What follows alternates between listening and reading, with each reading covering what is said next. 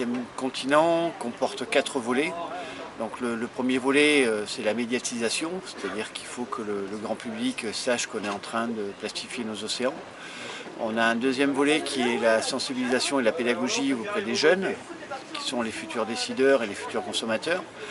On a un gros volet recherche, comprendre l'impact de cette pollution sur la faune, la flore et voir la santé publique. Et un volet agir, c'est-à-dire travailler avec les politiques pour améliorer les filières de recyclage, le tri et leur faire comprendre qu'il y a urgence. Et votre navire traverse toutes les eaux du globe pour aller à la rencontre de ces plastiques? Oui, alors on navigue sur toute la planète, mais il faut savoir qu'il existe 5 gyres. Les 5 gyres de la planète, c'est 2 dans l'Atlantique, 2 dans le Pacifique et 1 dans l'océan Indien. Ce sont des zones de convergence où se rassemblent ces plastiques.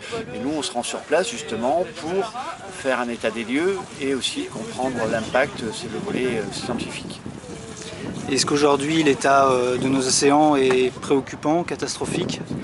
Oui, c'est préoccupant parce que la consommation de plastique est exponentielle et donc si on ne réduit pas chacun dans nos ménages cette consommation de plastique, ça peut poser éventuellement des problèmes.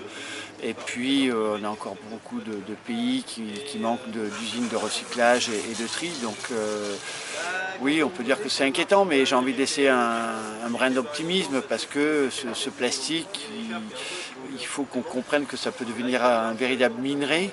Et le jour où ça deviendra un minerai, quelque chose qu'on pourra réutiliser, on ne le trouvera plus dans les océans. Tous ces micro-fragments de plastique qui sont quasiment invisibles en fait à l'œil nu, ceux-là on ne pourra jamais s'en débarrasser. Non, malheureusement, ces microplastiques, à ce jour, on n'a pas la capacité de les ramasser. Il n'y a pas de solution en mer. Les solutions, elles sont à terre. 80% des déchets viennent des continents. Donc il faut simplement couper le robinet à la source. Et couper le robinet à la source, c'est éviter que ces plastiques se retrouvent dans la nature. Donc c'est aux citoyens d'être vigilants sur... Oui, ça commence bien sûr par le citoyen, d'être prudent sur sa consommation de plastique, sur son devenir, et le fait qu'on comprenne que le déchet peut être un déchet dangereux au même titre que la radioactivité, ça permet voilà, de faire les bons gestes. Est-ce que vous trouvez souvent des cadavres d'animaux marins qui sont affectés par ces plastiques?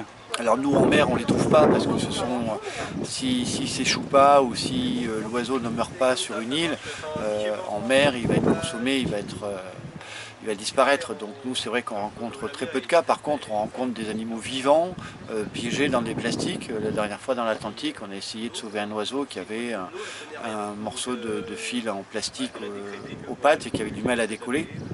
Voilà le genre de situation dans lesquelles on peut trouver les animaux à ce jour. Et on ne fait pas que de la sensibilisation auprès du citoyen, on rencontre aussi nos élus. C'est important que les élus comprennent qu'il existe des outils qui sont mis à disposition par les industriels, comme Suez, etc., qui ont des vraies solutions.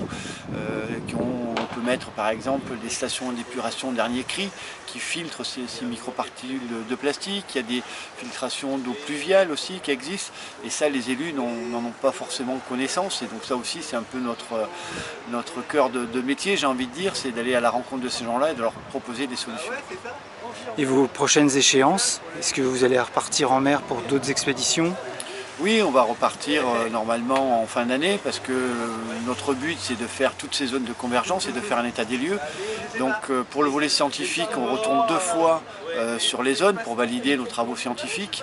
Donc on a fait 2 fois le Pacifique, on a fait 2 fois l'Atlantique et là on va se pencher sur le gyre de l'Atlantique Sud.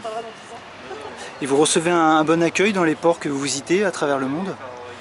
Oui, en général, on est bien accueillis. Alors après, c'est vrai que souvent les maires ont peur d'être associés au plastique, à la pollution. Et là, il faut leur faire comprendre que non, bien sûr, on n'est pas là pour dire que stop au plastique et que la ville pollue les océans. Non, on est là justement pour expliquer qu'il y a des solutions qui peuvent se mettre en place et que ça, c'est du concret. Et que c'est pas parce que nous, on vient qu'on est une ONG militante, on n'est pas des militantistes, on est simplement des gens qui essayons de faire passer un message de prévention.